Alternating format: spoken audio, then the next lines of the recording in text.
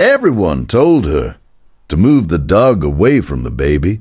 That almost cost them everything. Dana Whitfield had brought Bear, a 7-year-old golden retriever, home the same week she brought home her daughter, Ellery. Dana was a NICU nurse. 16 years of reading vital signs on infants smaller than a loaf of bread. She trusted her instincts the way most people trust gravity. For the first 10 days, Bear was gentle but distant, same as always. Then, one afternoon, laying Ellery down for a nap on the guest bed, Bear climbed up beside her without being asked, something he'd never done, and pressed his nose to her cheek, held it there, wouldn't move. Dana pulled him back gently. He returned within a minute, nose against the same spot, breathing slow and deliberate, eyes half closed like he was concentrating. Her mother, visiting for the week, said what everyone was thinking. That's not normal. Dogs get territorial when a new baby feels like competition. Dana had read the same warnings in a parenting forum 2 nights earlier. She moved Bear's bed to the hallway that night. He scratched at the bedroom door for 3 hours straight. If you stay for stories about what animals sense before we do, you're in the right place. Subscribe so you don't miss the next one. By the 4th night, Dana gave in and let him back on the bed, mostly to stop the scratching, she admitted later.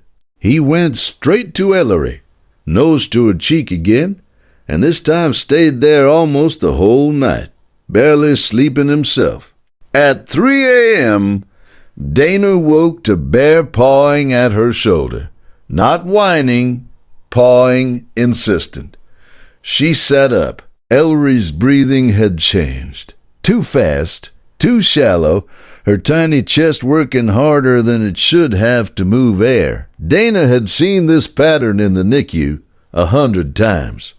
She was in the car within 4 minutes. Has your dog ever done something that made no sense until it was the only thing that did? Tell us in the comments. These stories deserve to be heard.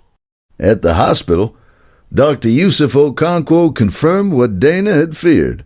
Without saying out loud, Ellery had a mild case of neonatal respiratory distress, worsening slowly enough that daytime checks had missed it. Another hour without intervention, he told her, and this looks very different. Dana thought about the nose pressed to the cheek, not affection alone, but a dog-reading breath, minute by minute, night after night. The scratching at the door, not jealousy, but a guardian locked out of his post. Every guardian deserves to be recognized, even the ones who never asked for anything in return. If stories like this matter to you, subscribe so you never miss the next one. Ellery came home 3 days later, monitor clipped to her foot, stable.